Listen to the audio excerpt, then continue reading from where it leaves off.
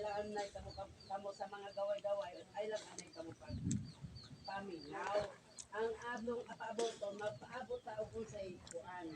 Ang punuan yun ang atong kuan, di anay na mga gaway-gaway kay kay ma-stress ta ng mga istorya.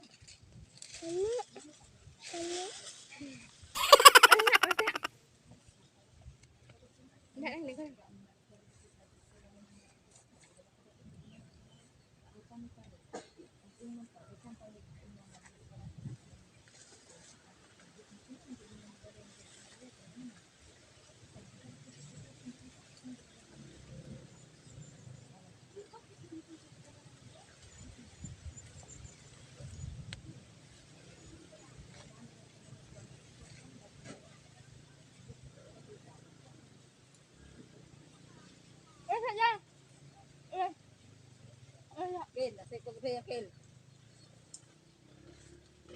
Siguro siya.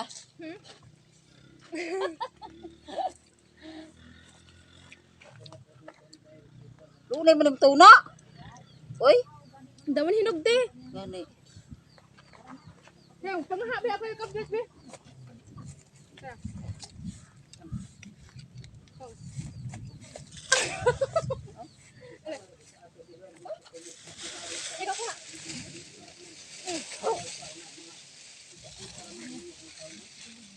Ada bigas dia dah maklumat. Kalmo lang yung hatag sa imo, may pagani ang ginako kaliwa. Kamo pa mo ina. Kamo pa mo kuan pero naaman siguro yung hatag yung kaliwa pero atong buhay na ko. Ang tumingin sa to, ito alam mo mga kanang anak. Siguro na alam niya, hatag ni mo unya tong buhay pakas. Dai ah.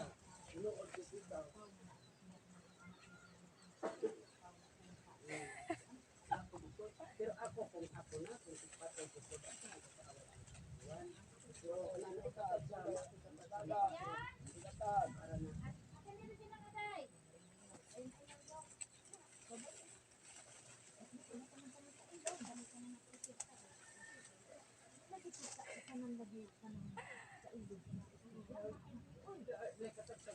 Lang di halingkon.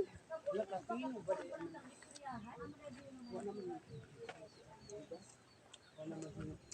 Wala man hingari sa Arlinda.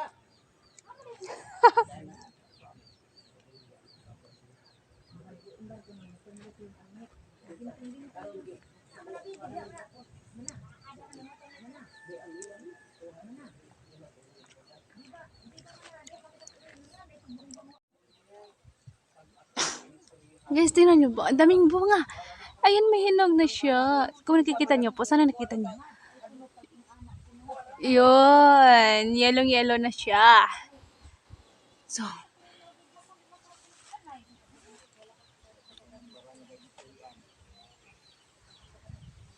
iwan ko kung nakikita na parang ang dilim, no? Okay.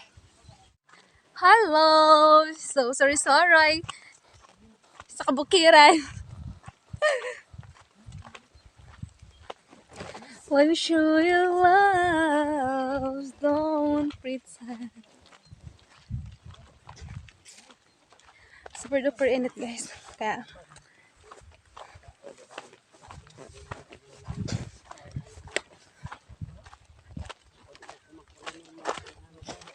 baby, can you be my friend?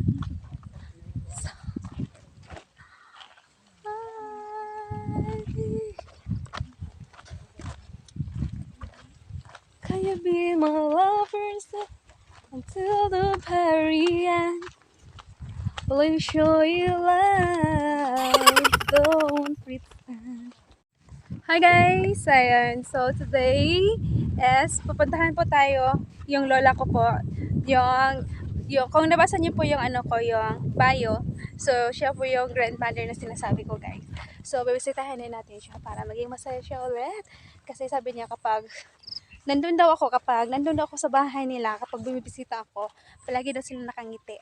So, parang hindi na daw matitikom yung bibig nila kakatawa. So, siguro ko, hindi naman ako nagjo-joke. Parang normal naman ako na magsalita. Pero tawang-tawa po sila. Siguro dahil masaya lang sila kasi binibisita ko po sila. Every time kapag pupunta ako dito. So, kahit one day lang ako dito guys, pupuntahan ko silang lahat. Yun na kasanayan ko ng mga tao na nakasama noong maliit pa ko. Mga tao na kasama ko nakilala. So, for now, punta muna tayo dito sa tiyahin ko po, guys. Be my lovers. Ano? Until our very end. Hi, Pepe! Hello! So, this is my province, guys. So, ito po yung lugar kung saan ako lumaki. See? Green surroundings, so that is why I love nature. So kapag bumalik ako sa Cebu guys, sa probinsya, sa syudad.